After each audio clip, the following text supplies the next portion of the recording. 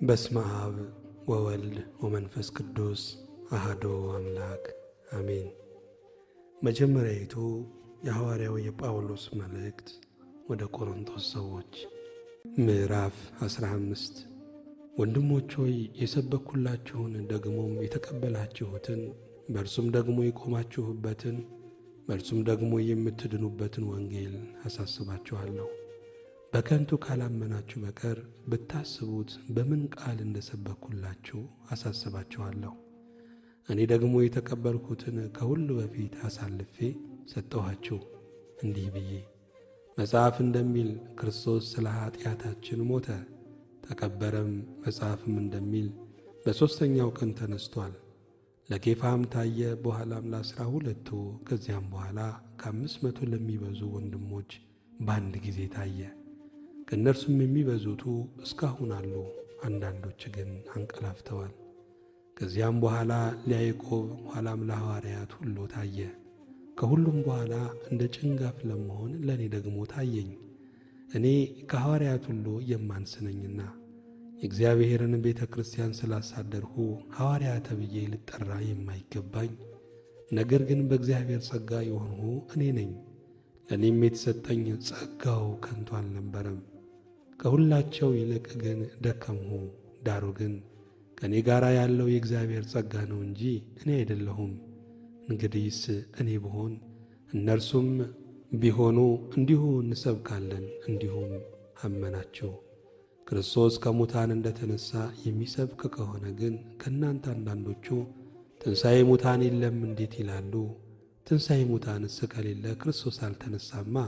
ክርስቶስ ከሙታን እንደተነሣ የሚሰበክ ከሆነ ግን ከእናንተ አንዳንዶቹ ትንሣኤ ሙታን እንዴት የለም ይላሉ?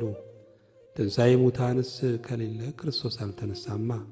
ክርስቶስም ካልተነሣ እንግዲያስ ስብከታችን ከንቱ ነው፣ እምነታችሁም ደግሞ ከንቱ ናት።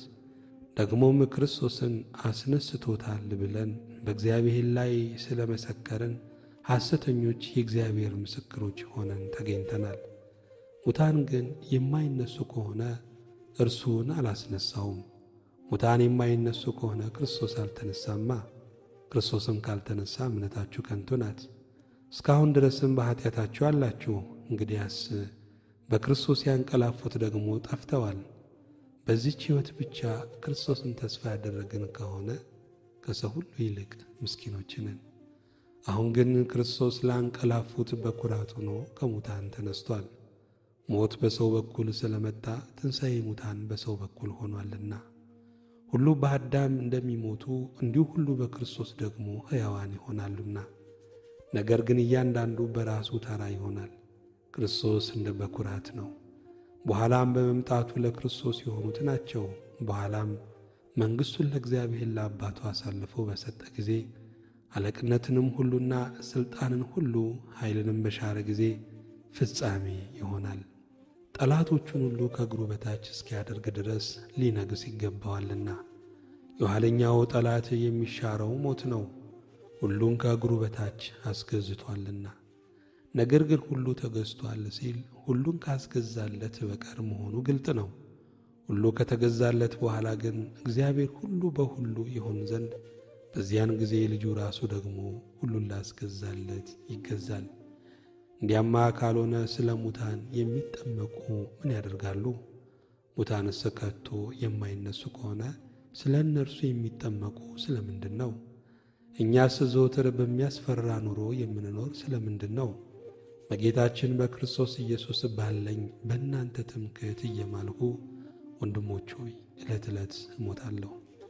እንደ ሰው በኤፌሶን ከአውሬ ጋር ከታገልሁ ሙታንስ የማይነሱ ከሆነ ምን ይጠቅመኛል?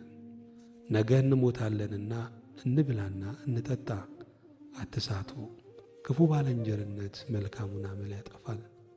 በጽድቅ ንቁ፣ ኃጢአትንም አትስሩ። እግዚአብሔርን የማያውቁ አሉና አሳፍራችሁ ዘንድ ይህንን እላለሁ። ነገር ግን ሰው ሙታን እንዴት ይነሳሉ? በምንስ ዓይነት አካል ይመጣሉ? የሚል ይኖር ይሆናል።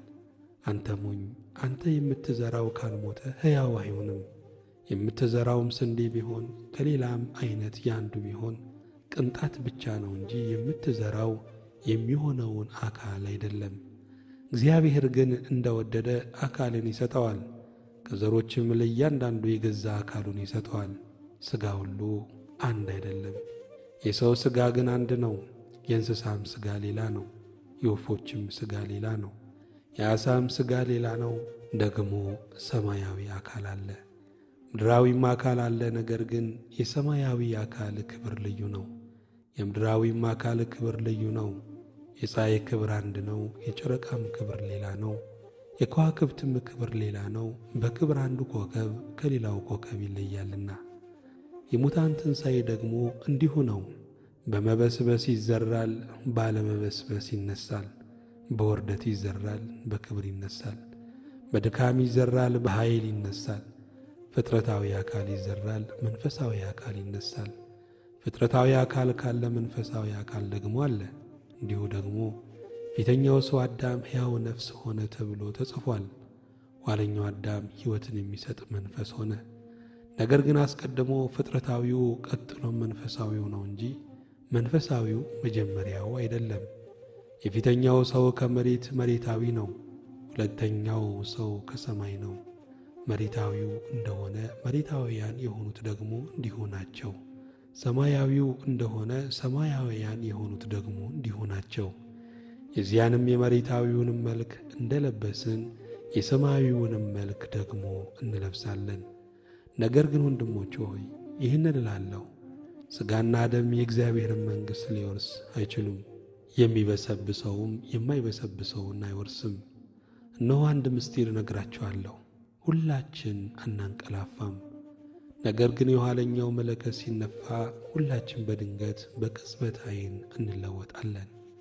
መለከት ይነፋልና ሙታንም የማይበሰብሱ ሆነው ይነሳሉ፣ እኛም እንለወጣለን። ይሄ የሚበሰብሰው የማይበሰብሰውን ሊለብስ፣ ይሄ የሚሞተው የማይሞተውን ሊለብስ ይገባዋልና። ዳሩ ግን ይሄ የሚበሰብሰው የማይበሰብሰውን ሊለብስ፣ ይህም የሚሞተው የማይሞተውን ሲለብስ በዚያን ጊዜ ሞት ድል በመነሳት ተዋጠ ተብሎ የተጻፈው ቃል ይፈጸማል። ሞት ሆይ ሞጊያ የት አለ? ሲኦል ሆይ ድል መንሳት የት አለ? የሞት ሞጊያ ኃጢአት ነው፣ የኃጢአትም ኃይል ሕግ ነው። ነገር ግን በጌታችን በኢየሱስ ክርስቶስ በኩል ድል መንሳትን ለሚሰጠን ለእግዚአብሔር ምስጋና ይሁን።